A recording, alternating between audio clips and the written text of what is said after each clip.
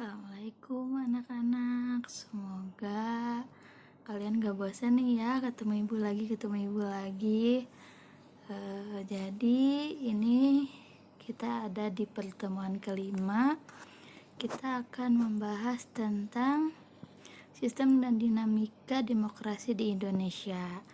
Nah, sebelum kita mulai ke materi, marilah kita membaca doa terlebih dahulu menurut agama dan kepercayaan masing-masing.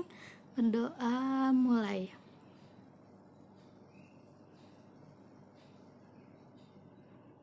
Berdoa selesai. Nah, jadi minggu kemarin kita sudah membahas tentang sistem pemerintahan di Indonesia ya. Nah, sekarang kita akan membahas tentang sistem dan dinamika demokrasi di Indonesia. Nah, apa saja yang akan kita bahas? Jadi ada 4 bab besar yang akan kita bahas, yaitu penerapan sistem demokrasi Pancasila, demokrasi, dinamika dan pelaksanaan demokrasi di Indonesia, dan membangun kehidupan demokratis sesuai Undang-Undang Dasar Negara Republik Indonesia tahun 1945. Nah, dari itu apa saja tujuan pembelajaran yang harus kalian mengerti pada bab ini, yaitu ada 4 ya. Yang pertama, setelah menganalisis penerapan demokrasi dan sistem demokrasi Pancasila, peserta didik mampu menghargai nilai-nilai demokrasi Pancasila dengan baik.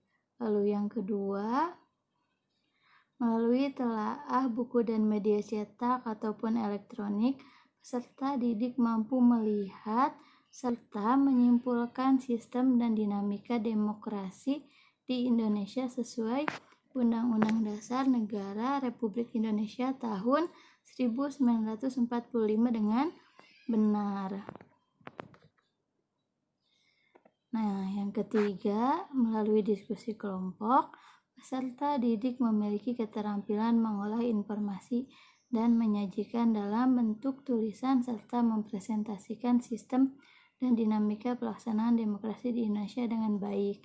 Nanti kalau kita sudah bertemu lagi, kita presentasi ya. Nah, yang keempat, setelah mempelajari sistem dan dinamika demokrasi Pancasila di Indonesia, peserta didik mampu menerapkan kehidupan demokratis di lingkungan sekolah, keluarga, masyarakat, serta bangsa dan negara dengan baik. Nah, lanjut. Seperti biasa, di sini ada suatu gambar atau foto. Kita perhatikan sama-sama. Perhatikan kegiatan pemilu pada gambar. Pemilu merupakan ajang untuk melaksanakan dan mewujudkan kedaulatan rakyat. Rakyat Indonesia tidak mungkin mampu menjalankan pemerintahan secara langsung.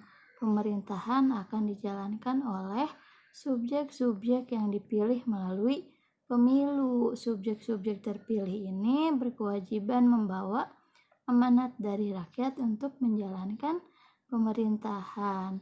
Pemilihan subjek-subjek inilah yang menjadi ciri khas suatu negara menerapkan sistem demokrasi.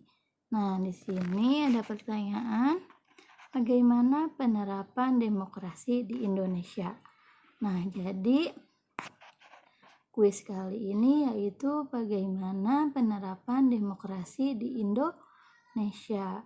Nah, seperti kalian ketahui, menurut kalian demokrasi di Indonesia itu berjalannya apakah sudah baik atau masih harus diperbaiki lebih baik lagi?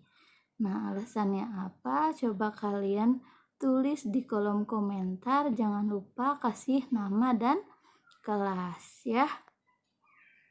Jadi itu kuis kali ini, oke? Nah, lanjut. kita akan membahas tentang penerapan sistem demokrasi. Nah, sebelum ke sistem demokrasi, apa sih yang dimaksud dengan demokrasi itu sendiri? Ya kan? Nah, inti dari demokrasi adalah kedaulatan rakyat. Artinya, kekuasaan tertinggi negara ada di tangan rakyat. Nah, definisi yang sering dipakai untuk mengartikan demokrasi adalah pemerintahan itu dari rakyat, oleh rakyat, dan untuk rakyat. Siapa yang mengemukakannya yaitu Lincoln. Lantas bagaimana prinsip macam-macam demokrasi dan ciri-ciri demokrasi sendiri? Jadi demokrasi itu dari rakyat, oleh rakyat, dan untuk rakyat. Kenapa? Karena yang dipilih menjadi pejabat pemerintahan negara itu siapa? Dari rakyat kan? Dari kita, dan dipilih oleh kita, dan mereka membuat kebijakan itu untuk apa? Untuk masyarakat sendiri.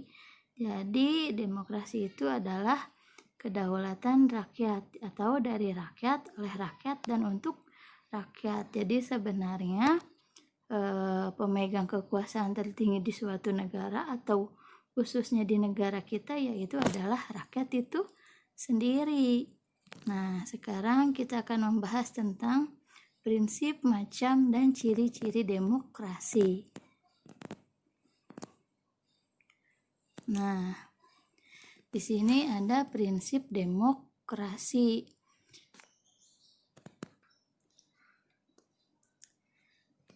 Prinsip demokrasi yang pertama yaitu keterlibatan warga negara dalam pembuatan keputusan publik. Jadi setiap pemerintah yang mau membuat suatu keputusan yaitu harus ada keterlibatan dari warga negara atau rakyat. Itu prinsip yang pertama. Lalu prinsip yang kedua yaitu tingkat persamaan di antara warga negara. Jadi dalam sistem demokrasi itu setiap warga negara itu adalah sama, ya, tidak dibeda-bedakan.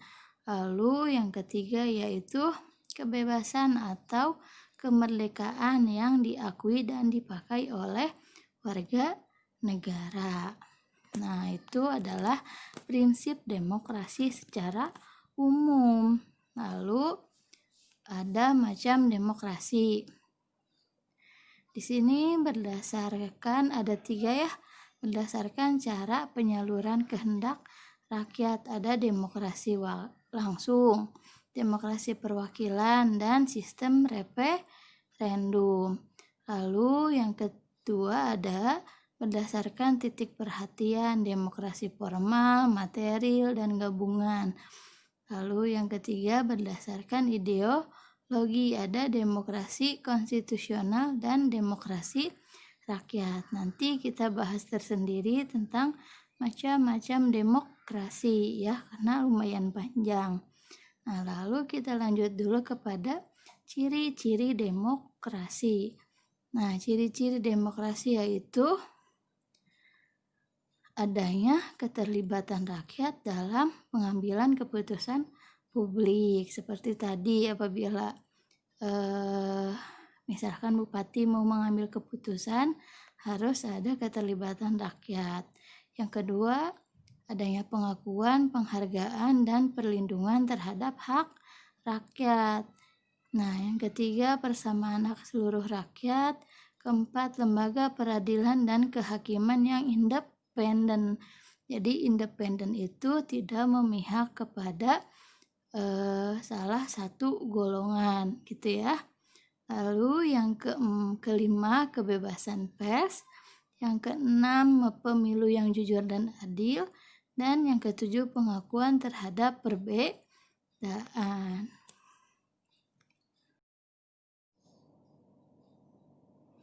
Nah, mohon maaf ya, tadi ada kesalahan teknis. Jadi materi kali ini kita cukupkan dulu seperti ini ya. Kita baru sampai ciri-ciri demokrasi. Nah, nanti minggu depan kita akan membahas tentang sistem demokrasi Pancasilanya. Tadi kan demokrasi secara umum, terus apa bedanya dengan demokrasi Pancasila? Kita lanjutkan minggu depan. Jadi minggu ini tidak ada tugas seperti biasa. Silahkan kalian menjawab pertanyaan kuis yang tadi gue sebutkan di awal. Jangan lupa kasih nama dan kelas, kirim di komentar YouTube. Kalau tidak menjawab kuis berarti kalian dianggap tidak hadir dan tidak mendapat tambahan nilai ya. Dan apabila ada pertanyaan, silahkan seperti minggu kemarin kita berdiskusi di grup mata pelajaran PPKN. Sampai di sini, semoga kalian tetap diberikan kesehatan dan semangat untuk terus belajar. Oke? Terima kasih. Wabillahi taufiq wal hidayah. Wassalamualaikum warahmatullahi wabarakatuh.